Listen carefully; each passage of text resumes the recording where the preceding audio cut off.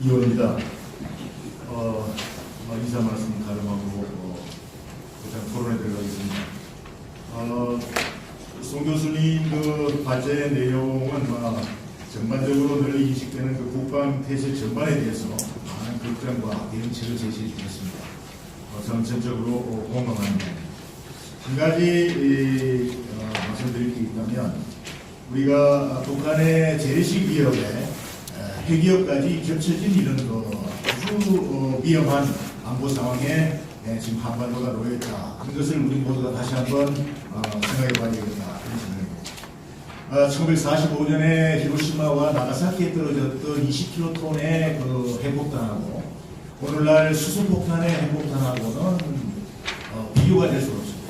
그래서 우리는 이제 핵전쟁에 대비한 군사 대비 태세를 피할 수가 없게 됐습니다.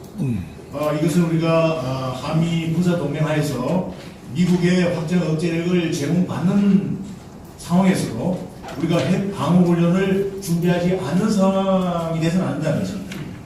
그리고 우리 주변국에는 북한뿐만 아니고 일본도 뭐 거의 6개월이면 핵무장을 할 수 있는 나라고요. 러시아, 중국 말할 것도 없이 초강대 핵 강국들이기 때문에 우리 한국은 핵 전쟁에 대비하지 않고는 앞으로 우리가 군사 대비를 해나갈 수 있다 이렇게 할 수가 없다. 그 말씀을 하나 먼저 드리고 싶습니다. 두 번째는 이제 이 평화와 억제, 예방, 안정을 유지하는 데 있어서 중요한 그 국제 정치학적 개념이 있는데 첫째는 그 정치적 안정 문제고 둘째는 군사적 안정 문제가 되겠습니다. 그런데 이 정치적 안정이라는 것은 매우 가변적입니다. 그래서 지금 그 작년에 남북 정상회담 그리고 미국 정상회담 중에서 지금 상당히 한반도의 군사적 안정 문제가 정치적 안정 문제가 잘 유지되고 있다고 일반적으로 많이 알고 있는데 이 정치적 안정 문제는 하루아침에 날아갈 수가 있습니다. 그러면 이 정치적 안정 문제를 백업해줄 수 있는 게 뭔가? 군사적 안정입니다. 군사적 안정은 조금처럼 변할 수도 없을 뿐만 아니라 이것을 꾸준히 해나가야 됩니다. 앞에서도 이 의원님께서도 말씀하셨고 여러분이 또 말씀하셨는데 우리 군이 국방부가 이 군사적 안정을 철저히 지켜나가야 되는 것입니다. 북한에 대한 것, 중국에 대한 것, 그리고 주변국 어떤 나라에 대해서도 이 군사적 안정은 그냥 정치적인 어떤 스로건에 왔다 갔다 하면 큰일 나는 거예요. 오늘 저녁 우리 후배님들 많이 오셨는데 이 군사적 안정이라는 게 뭡니까? 군사적 안정이라는 것은 적 위협에 대해서 철저히 준비하고 거기에 대한 대응 태세를 갖추는 것입니다. 지금 현재 우리 한국이 거기에 굉장히 허물어져 가고 있어요. 이게 굉장히 위험한 겁니다. 정신 자세부터 시작해서 철저히 군사적 안정을 유지해 나가야 된다. 그 군사적 안정을 유지해 나가는데 지금까지 가장 중요한 것이 무엇이냐? 한미 연합 방위 태세입니다. 한미 군사 동맹이죠. 한미 군사 동맹은 북한만을 위한 것이 아닙니다. 중국, 러시아에 대한 것도 될 수 있고요. 그 여타의 위협 세력에 대해서도 우리가 모든 것을 억제하는 능력을 한미 동맹이 유지해왔다는 것을 우리가 다시 한 번 더 모두 알고 계시지만은 각성할 필요가 있다. 그래서 군사적 안정 문제를 유지하기 위해서 오늘날 문제가 되고 있는 주한미군 주둔 비용 문제라든가 지금 뭐 주한미군 감축 문제 이런 것이 국내외적으로 많이 거론되고 있는데 이런 것을 우리가 사전에 미리 대처해 나가야 된다. 그리고 군사비 중등 문제도 우리가 대승적 차원에서 미국의 입장을 우리가 들어줄 필요가 있지 않나 저는 개인적으로 그런 생각을 합니다.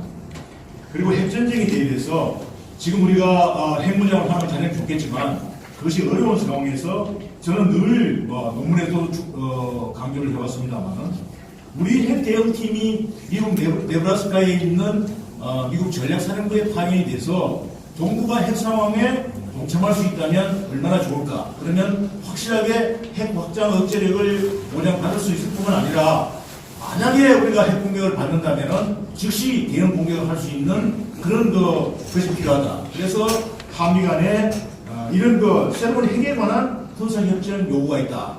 그것을 하나 말씀드리고 싶습니다. 시간이 많지 않습니다. 그래서 9.19 군사 분야 합의에 대해서 좀 말씀을 드리면요.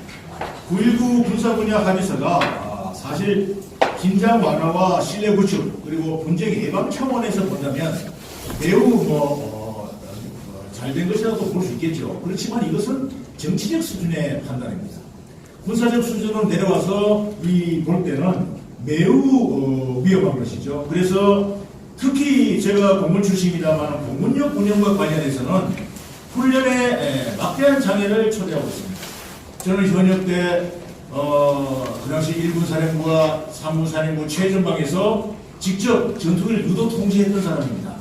그라운드 팩으로서 그리고 공군 연합장교로서 캐스 훈련을 직접 담당했던 사람이에요. 그리고 또 1군 사령부와 3군 사령부 A사에서 지상군을 지원하는 전장 차단 전력과 근접 항공 지원 작전을 총계획하고 TACC의 그 할당을 연합사령관한테 직접 발표하던 사람입니다. 그런 측면에서 봤을 때 현재 우리 이 수도권 전방에 우리 수도 서울을 방한하는 데 있어서 공지전투 개념이 지금 무력화되고 있어요. 공지전투 개념은 여러분 1980년대 유럽에서 미국과 유럽 국가들이 한 것이지만 실질적으로 우리 한반도에 적용될 때는 우리의 가장 중요한 이 수도 서울을 방어하기 위해서 수도 서울을 방어하기 위해서 미스탄이 휴전선과 서울 주변에 있는 것이고 주한미군 사령부, 한미연합사령부가 서울에 위치했던 것이 왜 위치했습니까? 인계철선 개념이죠. 만약에 북한이 남침을 해서 천입을 올 경우는 자동적으로 트리와이어 영향을 하기 위해서 우리가 이 에어랜드 배틀 개념을 적용을 했고 이 개념은 아직 살아있는 것입니다. 그래서 만약에 북한이 재래전력이 내려오면 그 당시에는 우리가 GEG라고 해서 타겟 인게이지먼트 존인데요. 또 자하다고 해서 조인트 에어 어택 팀이라고 해서 표적 경멸 지역에서 킬존이라고 했었죠.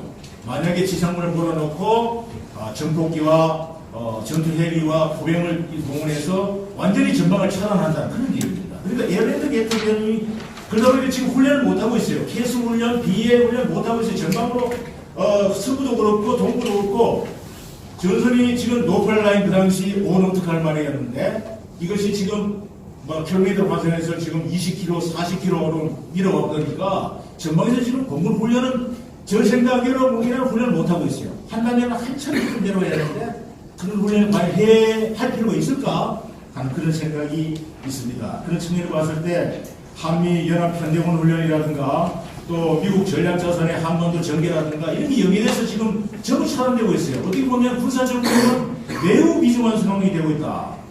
그리고 이번에 9.19 군사합의에 대해서 제가 공군 입장에서 봤을 때 한 가지 크게 참고가 있었던 것이 해상작전과 공중작전을 수행하는 데 있어서는 킬로미터 개념 가지고 안 됩니다. 노티컬 마일 개념이 들어가야 됩니다. 해리 개념을 갖고 있어요. 우리가 함정이라든가 비행기라든가 조종사들 그리고 항해사들 전부 노티컬 마일 개념을 사용하고 있지 킬로미터 개념 많습니다. 북한 킬로미터 개념 쓰죠. 공산국가 킬로미터 개념 쓰지만은 이번에 이 협상에 참가했던 사람들이 내가 보니까 육군 주도로 해서 아마 군비 통제만 전공한 분들이 참가했지 않나 그러시고요. 세계 동맹 네트워크라든가 그리고 또 이 전반적인 그 군사적인 안보 시기를 갖추지 못한 분들이 이 협상에 참가했지 않았나 싶어요. 왜 그렇게 되느냐? 실질적으로 이 군비 통제라는 것은 다자안보 협력의 정치적인 다자안보 협력의 군사 분야가 군비 통제인데 그러니까 그 정치적인 연장선상에서 군비 통제 차원에서 이 제식 군비 통제 분야를 깊숙이 들어가 버린 겁니다.